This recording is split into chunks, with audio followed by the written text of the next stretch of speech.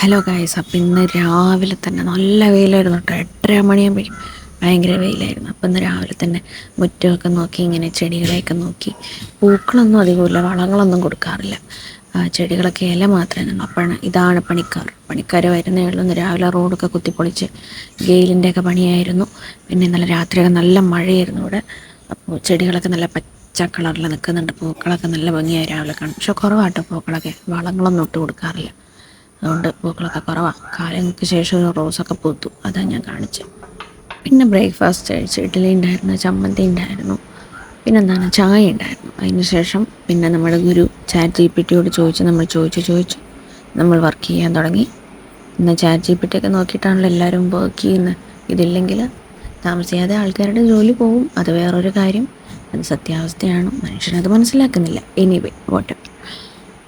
പിന്നെ എനിക്കൊരു വൈകുന്നേരം വരെ എനിക്ക് ഷിഫ്റ്റ് ഉണ്ടായിരുന്നു, ബ്രേക്ക് കിട്ടില്ല. പിന്നെ ഒരു 6 മണി വർക്ക് ഫ്രം ഹോം ആണെങ്കിൽ ജോലിക്ക് സമയം ഒരു ബ്രേക്ക് പോലും കിട്ടില്ല. 6:26 കേട്ടോ ഒന്ന് ബ്രേക്ക് കിട്ടി.